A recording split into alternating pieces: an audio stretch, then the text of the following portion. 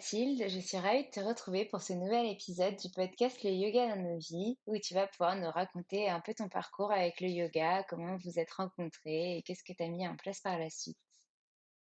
Salut Alexane, merci pour l'invitation. Alors, commence à nous raconter un petit peu comment tu as rencontré le yoga, qu'est-ce que tu faisais avant et comment le yoga est apparu dans ta vie.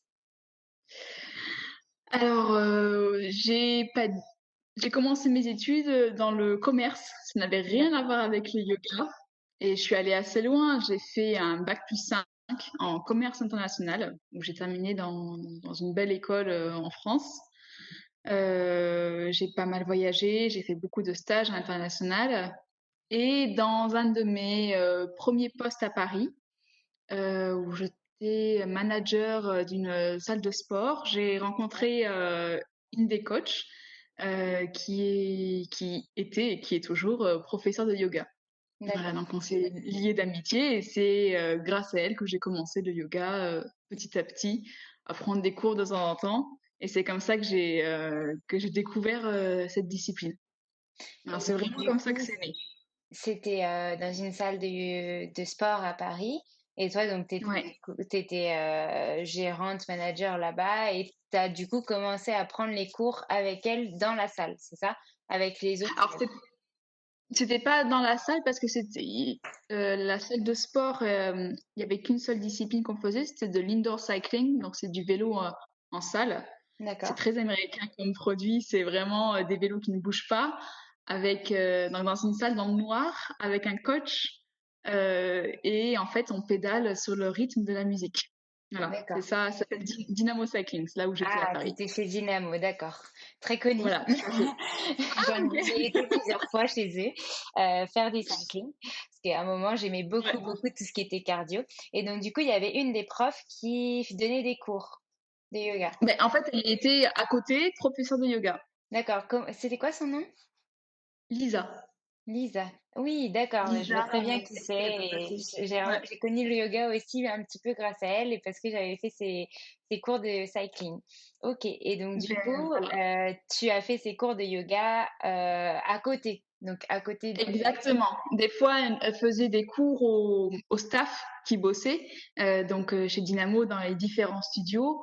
Elle donnait des cours dans les différents studios en dehors des heures de travail, ou alors dans d'autres endroits où elle donnait des cours. À D'accord. Paris, il y a pas mal d'endroits et c'est comme ça que petit à petit j'ai commencé, enfin, à faire avec un professeur. Avant, je le D'accord. faisais un tout petit peu, toute seule, avec des vidéos YouTube, avec une application. Mais voilà, quand je me suis vraiment intéressée au truc, c'était avec Lisa. D'accord, donc tu connaissais quand même, tu avais quand même cette démarche de base avec les applications, avec les vidéos, où tu avais envie de te faire du bien et où tu avais envie justement, tu connaissais déjà le yoga avant de rencontrer Lisa, mais par des vidéos et par une application, c'est ça? C'est ça. Mais avant, quand j'ai commencé le yoga, c'était pas dans l'optique de me faire du bien, justement, c'était dans l'optique de gagner en souplesse et faire que du yoga dynamique pour fondre un peu et gagner en force. En fait, D'accord, c'est vraiment ok. ça à la base. Donc Je tu voyais vraiment connaissais pas le tous yoga les comme autres une aspects. discipline, c'était le yoga comme une discipline sportive. Ok, d'accord. Il y a beaucoup de gens qui le voient comme ça au départ, au début de la pratique, et puis au fur et à mesure, ils trouvent les autres fondements du yoga et ils comprennent. Et donc, du coup, qu'est-ce qui s'est passé après? Enfin, tu as continué à pratiquer avec Lisa, je suppose avec d'autres profs, et qu'est-ce qui a eu comme déclic pour te dire non, mais là, mon métier de commercial, manager, ça va pas du tout. Enfin, c'est pas ce que je veux faire. Et puis j'ai envie de me former. Enfin, je sais pas si du coup, est-ce que tu as quitté ton travail avant de te former? Est-ce que tu t'es formé et puis tu as décidé après de quitter ton travail? Qu'est-ce qui s'est passé? Alors, ce qui s'est passé, ben, j'ai quitté mon travail de manager suite à un burn-out. D'accord. J'ai dans mon travail, j'ai besoin de beaucoup de reconnaissance et je me donnais à 1000% dans ce job-là et j'avais rien de la part. Enfin, il y avait un manque de communication, on va dire, avec les D'accord. patrons. Ok. Donc, et puis moi, j'étais arrivée à un point où je pouvais plus, j'avais trop donné, je ne recevais pas assez. Et du coup, j'ai quitté du jour au lendemain mon poste et je suis rentrée chez mes parents, donc OK. à Bordeaux. Et à ce moment-là, je suis rentrée chez mes parents, c'était en décembre, et l'été de la même année, j'avais adopté un chien, D'accord. un chiot, un petit, qui est tombé très malade, et qui est décédé fin décembre. D'accord. Voilà. Heu, Donc, ouais. alors bon, je sais que c'est pas compréhensible pour tout le monde, mais pour moi, les animaux, Mmh. ça fait presque partie de la famille. Et c'était mon premier chien, rien qu'à moi.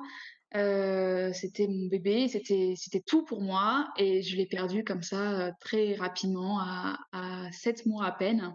Ouh là, ouais. Du coup, ça a été très, très dur.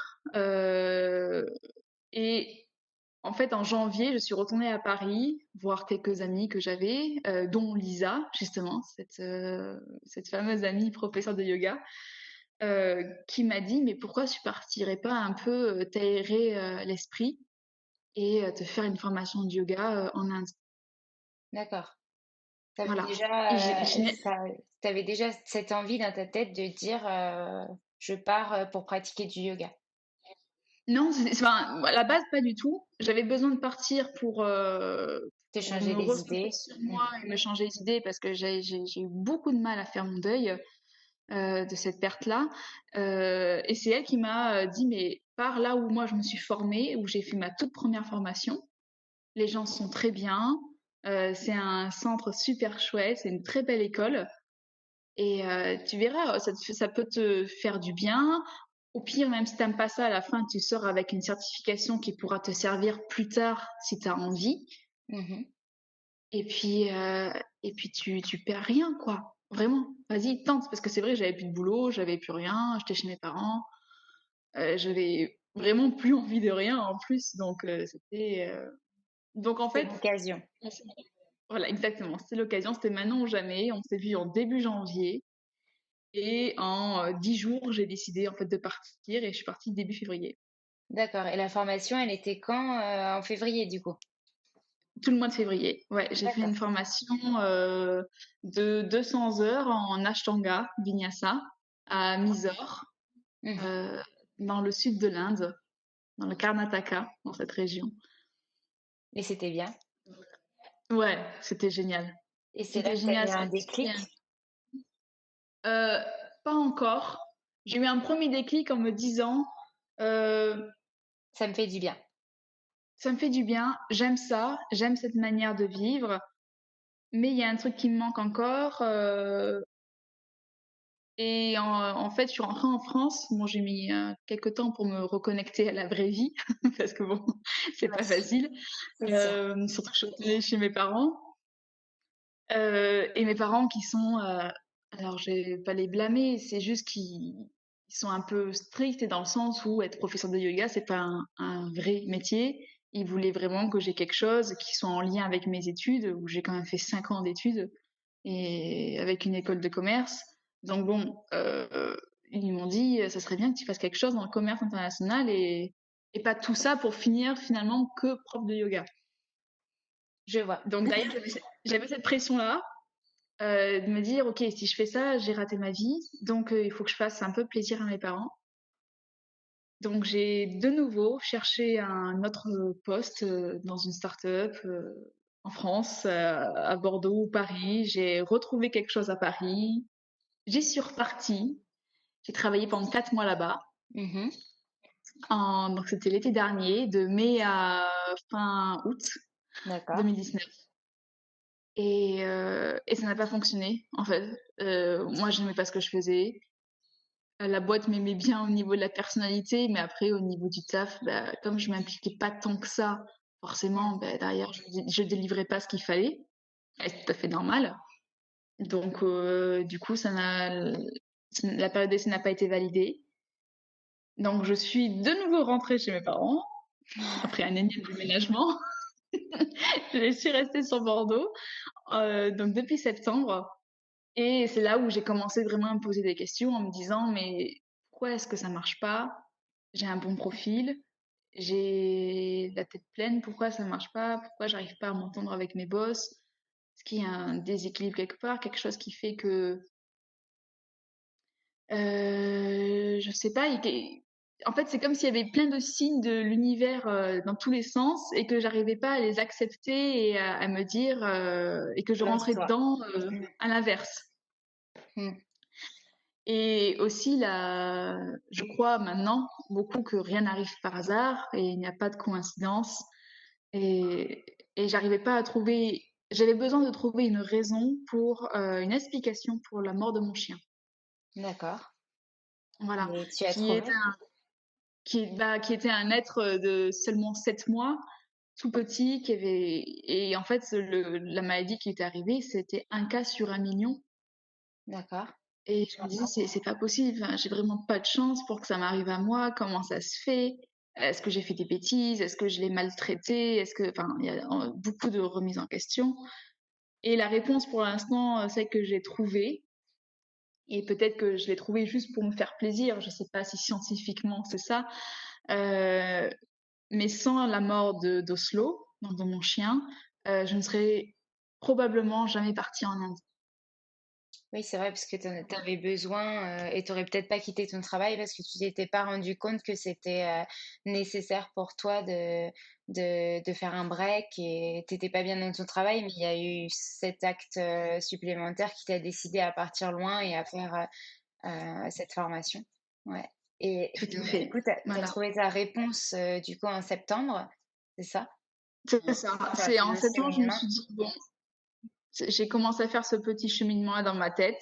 J'ai commencé à en parler à mes parents et je me suis dit, ben, il faudrait pas enfin c'est bête, hein, mais pas qu'il soit mort en vain. Donc, s'il est plus là pour que je puisse partir en Inde et découvrir ce qu'est le yoga, et peut-être qu'il faudrait que je continue tout simplement dans cette voie-là, qui me fait du bien, qui peut m'aider énormément à moi, et pourquoi pas ensuite aider les autres avec ça, avec cet outil qui est très simple, où il faut pas beaucoup de connaissances extérieures, il faut juste la connaissance de soi. Et voilà. Et c'est à partir de ça, en fait, je suis partie.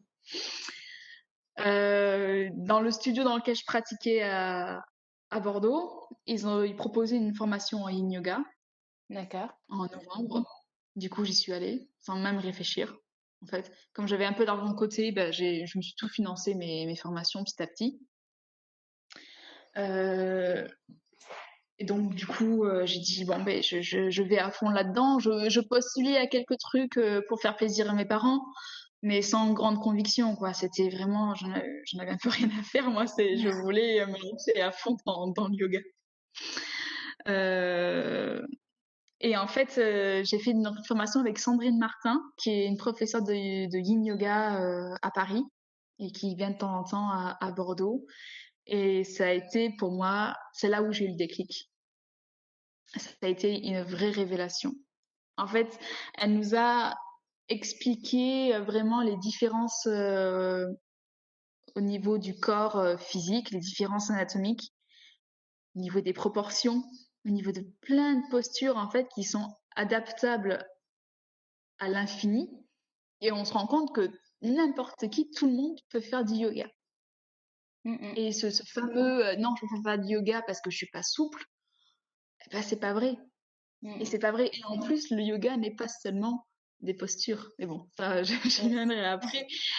Mais c'est à ce moment-là, vraiment, avec cette personne, ce professeur, que je me suis rendu compte que c'était totalement à l'opposé de ce que j'avais appris en Inde, en Ashtanga, qui est très strict, où on apprend l'alignement, les hanches doivent être comme ça, le pied à cet angle-là, le bras, le genou 90 degrés, tout ça, peu importe la morphologie, donc du coup, ce qui peut entraîner des blessures si on force trop, si on ne s'écoute pas. Et du coup, je me suis dit, mais c'est ça en fait, c'est ça que je veux faire, c'est aider les gens à se sentir mieux juste avec le yoga. Et c'est à ce moment-là, je me suis dit, ok, je vais aller plus loin dans cette direction-là. Et du coup, pendant cette formation en yin yoga, j'ai rencontré un garçon qui faisait cette formation-là et qui allait se former en yoga thérapie en Inde. D'accord. Et moi, je voulais me former aussi en yoga thérapie. J'avais pas prévu de repartir en Inde. Mais en fait, je me suis dit, écoute, il n'y a pas de hasard. Donc, vas-y, fais confiance. Et j'ai pris le nom du truc, de l'organisme en Inde et je me suis inscrite aussi dans la même semaine. D'accord. Et Sans c'était vraiment quand trop cette réfléchir. formation-là? Alors, cette formation, c'était pareil, c'était de mi-février à mi-mars, là, en D'accord. 2020. En yoga thérapie, 300 heures dans le Kerala, dans Ok. un ashram, avec 3 gourous, dont une que j'avais déjà aperçue de loin, et donc une française ukrainienne, plutôt ukrainienne française, et avec 2 Indiens. D'accord. Et du coup, c'est très très récent. Quand tu es rentrée, il y a eu tout de suite le confinement après, en fait.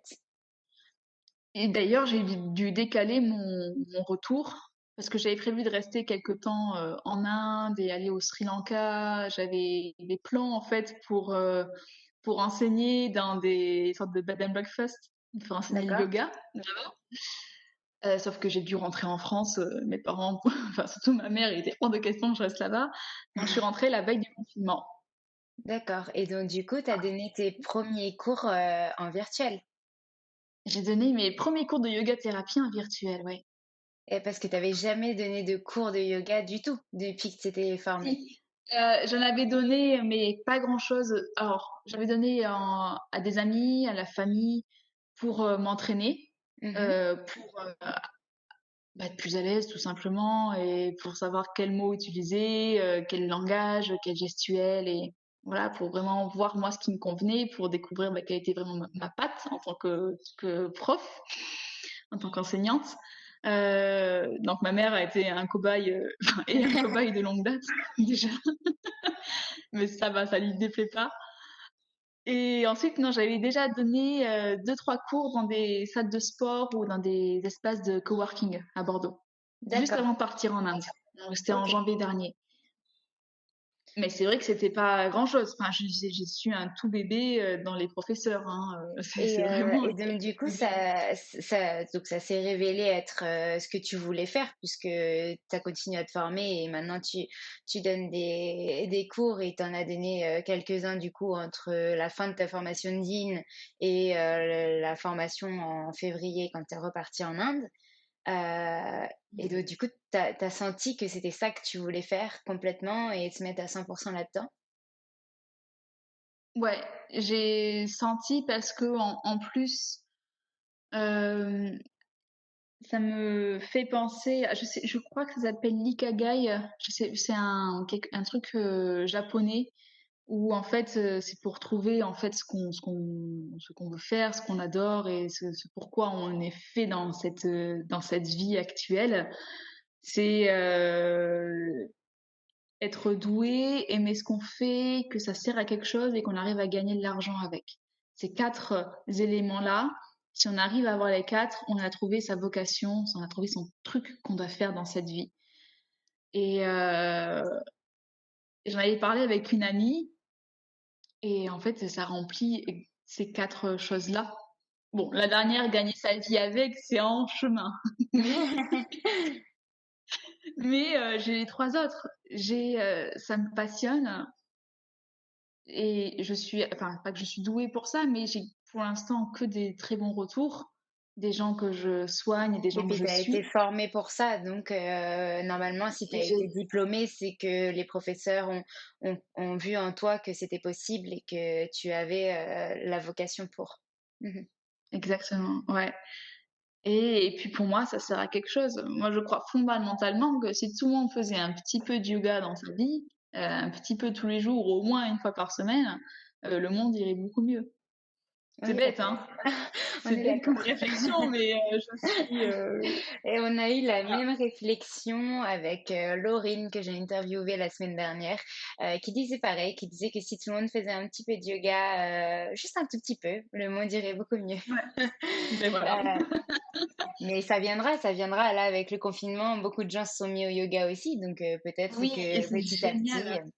Et donc, comment t'as trouvé tes premiers cours? Parce que du coup, tu as eu l'opportunité de donner des premiers cours de yoga, en virtuel, grâce à la marque Baya pour laquelle on est, ambassadrice Tout et à d'ailleurs, fait. c'est un grand honneur, de travailler avec cette, marque qui propose, des accessoires qui répondent, aux objectifs environnementaux et à la fois au bien-être des gens. Et ils ont du coup répondu aux problématiques des professeurs de yoga et qui étaient auto-entrepreneurs pendant cette période, pour essayer de voir si c'était possible d'adapter les cours en virtuel et en fait, ça a cartonné, ça a très bien fonctionné. Ouais. Et toi, du coup, tu as lancé tes cours comme ça, c'est ça? Ben, j'ai lancé en partie comme ça. Donc c'est vrai que depuis le début du mois de juin et voilà, le mois de juin, j'y suis. Mais avant, j'ai commencé à avoir des cours particuliers, donc en yoga D'accord. thérapie. J'ai des personnes qui m'ont contacté et ça a été beaucoup bouche à oreille, hein. C'est comme ça que ça fonctionne, Donc tu avais surtout pas dans les... commencé avec Baya pendant le confinement, tu as commencé Non. avec Baya qu'en juin? Alors, au niveau des cours, ouais. Oui. Mmh. Sinon, je suis Et ambassadrice depuis que je suis rentrée d'Inde. J'ai postulé, c'était quand? C'était mi-mars, fin mars, un d'accord, truc comme ça. OK. Sinon, les Et du cours, coup, ouais, ça commence avec Bayer. le yoga thérapie, qu'est-ce que c'est? Parle-nous-en un petit peu parce que, sur ton site internet, tu mettais yoga thérapie et la formation, c'était yoga thérapie, Kochi et Kerala. Reprends-moi si je le prononce mal. Ah oui, alors en fait, Kochi, c'était la ville où j'étais, Kerala, Oui, c'est c'est ça. la C'est le région. lieu, c'est ce que tu as dit tout à C'est l'heure, le oui. lieu, exactement. Exactement. Voilà. Donc donc c'est bon. C'est bon, c'était pas des choses que je comprenais mal, c'était juste des lieux. Donc le C'est yoga ça. thérapie, en quoi ça consiste? Alors, en fait, la yoga thérapie, comment moi je la vois, ça va être on va utiliser tous les aspects qu'on connaît du yoga classique, donc le pranayama, c'est-à-dire comment contrôler sa respiration, les asanas, les exercices physiques, la méditation, la lecture. Tout ça, on va l'utiliser pour soigner la personne dans son ensemble. Ça ne se fait pas en groupe. La yoga thérapie, on travaille avec une seule personne à la fois. C'est vraiment D'accord. des séances individuelles. D'ailleurs, c'est des séances, c'est pas des cours. Et les D'accord. personnes qui me contactent, elles me contactent elles ont une douleur, lorsqu'elles sont pas bien.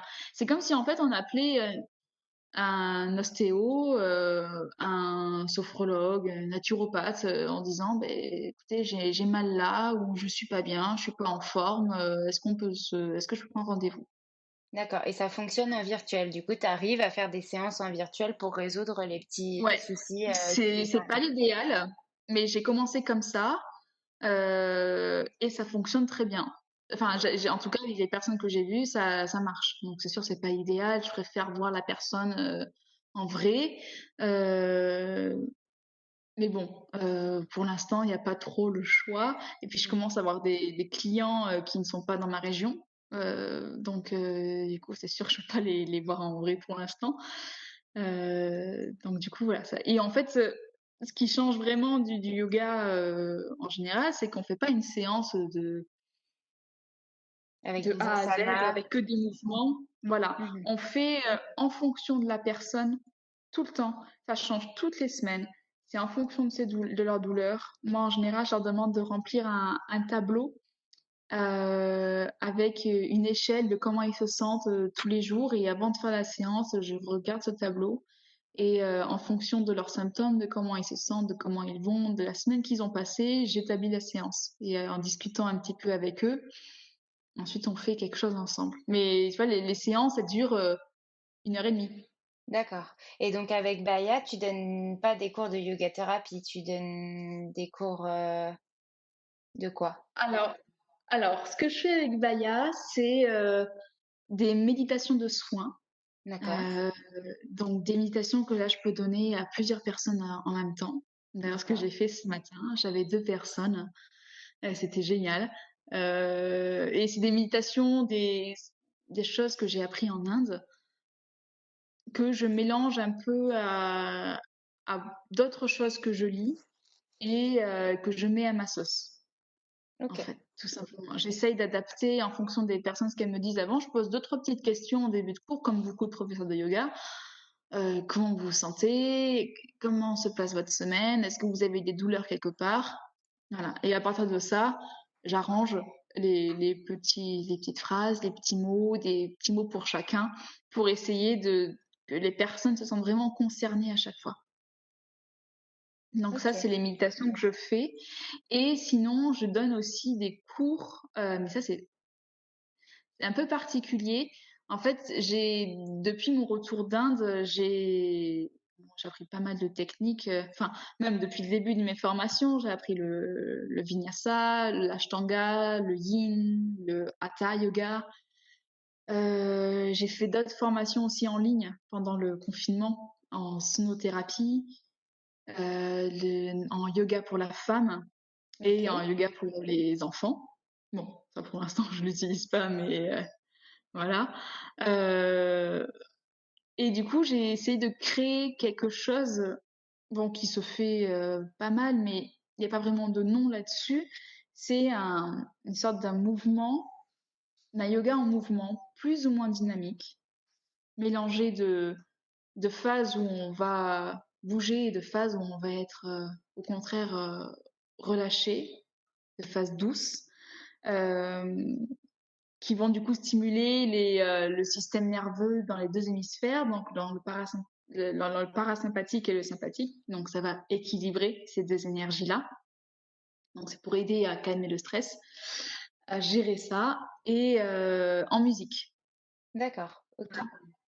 Parce que c'est quelque chose, enfin la musique, j'ai commencé le piano, j'avais 3 ans, ça m'a suivi toute ma vie. J'ai arrêté parce que par manque de temps, il y a pas longtemps, donc j'ai fait à peu près presque une vingtaine d'années de piano. Et c'est quelque chose qui ne me quitte pas. En fait, j'ai besoin de ça. J'en ai pas à chaque cours, mais des fois, il y a des cours où voilà, pendant 1 heure, je mets les musiques qui se suivent et qui vont bien avec l'enchaînement que je prévois. Et Ok. toujours avec des variations, des arrangements pour que tout le monde puisse s'y retrouver, en fait. Pas pour faire des belles postures sur le tapis, parce que bon, le yoga va bien au-delà de ça. C'est que tout le monde puisse se faire du bien et toujours en respectant son corps et toujours avec douceur. Ok. Voilà. Et est-ce que tu as d'autres projets pour après ce confinement? Est-ce que tu t'es déjà renseigné peut-être pour donner des cours ailleurs ou réaliser d'autres projets qui ont un rapport plus ou moins rapproché avec le yoga? Oui, ben là pour l'été, j'ai pas mal de projets. Je me suis fait un petit programme enfin, du yoga en nature. Mhm. J'ai de la chance d'habiter à la campagne avec un très grand terrain, donc quand il fera beau, en ce Oui. moment du coup, faire du yoga dans le jardin. J'ai aussi, je suis en contact avec des ostréiculteurs pour faire des ateliers yoga et dégustation d'huîtres et de vin par la suite, pareil avec des châteaux dans ma région. Donc Ok, j'essaie d'utiliser super. vraiment tous les éléments que j'ai autour de chez moi pour parce que avec ce confinement et l'été là qui arrive, on ne sait pas trop où est-ce qu'on peut aller. Donc je pense que les Français vont beaucoup aller en vacances en France. Mm. Donc ce serait pas mal de découvrir nos régions et pourquoi pas du coup découvrir un peu le yoga, l'éveil des sens et puis découvrir les produits, le vin et les huîtres de Bordeaux. Voilà, je pense que D'accord, super. c'est pas mal. C'est une super Et idée. après pour la rentrée, après bon ça dépend. C'est vrai que j'ai pas eu la meilleure idée de commencer mon projet en plein confinement, hein, parce que du coup les studios de yoga ne recrutent pas du tout. Bah, pas Donc pour le moment, mais peut-être que pour la rentrée, ils auront besoin. c'est ça. Du coup, j'ai pas mal de contacts, donc c'est ce qu'ils me disent. Ils me disent pourquoi pas. Pour l'instant, c'est pas possible, mais à voir en septembre. Donc à ce niveau-là, j'attends. Et sinon, pour la musique, justement, j'ai un projet avec un ami qui est directeur d'une école de musique à côté de chez moi. et qui est très intéressée par ce que je fais et on voulait en fait faire des ateliers d'éveil avec les petits, des D'accord. enfants qui commencent la musique de 3 à 4 ans à 10 ans. Donc des jeux, pas forcément dire que c'est du yoga, mais surtout des exercices de mobilité, de concentration, de respiration, et allier ça avec la musique. Comme tu Voilà, donc disais, c'est l'éveil sensoriel pour tout les à fait. petits. Moi, je sais que j'en ai fait quand j'étais toute petite, en maternelle et avant la maternelle, il me semble. Et en fait, dans ces ateliers-là, comme tu dis, on faisait un peu de tout. On avait du chant, on avait de la danse, mais c'était pas vraiment danser, des activités un peu sportives, des activités de concentration. Et en fait, c'était super. À la fin de l'année, bon, on faisait un petit spectacle, voilà, pour dire ce qu'on avait appris dans l'année. Et j'avais mon petit book avec toutes les chansons qu'on avait vues, tous les exercices qu'on avait faits. Et c'était un moment, j'adorais y aller, quoi. Je me souviens, voilà, c'est exactement ce dont tu parles, je pense, parce que c'était une école de musique, il me semble, à la base. Et la prof nous faisait faire plein d'activités, en fait. C'était pas seulement le chant, c'était vraiment s'éveiller un peu à tout et éveiller notre curiosité sur le monde, sur les choses qui nous entourent. Et en même temps, essayer de calmer nos sens, de calmer les enfants, de les apaiser, parce qu'on est souvent des piles électriques quand on a entre 3 et 6 ans. Et c'était vraiment, vraiment cool, quoi. Je me souviens. Donc, c'est une très, très bonne idée et je pense que les enfants en ont bien besoin. Et je suis totalement d'accord avec toi que le yoga peut beaucoup aider les enfants. D'ailleurs, je me forme aussi dans quelques semaines pour le yoga enfant. Donc, je te rejoins Ah, à trop chouette. 100% sur ça. Et donc, du coup, tu nous donneras le nom de tes formations. Je les mettrai dans la petite description du Oui, podcast pour que les gens sachent où tu t'es formé, ce que tu as pu faire. Des formations, du coup, en ligne pendant le confinement.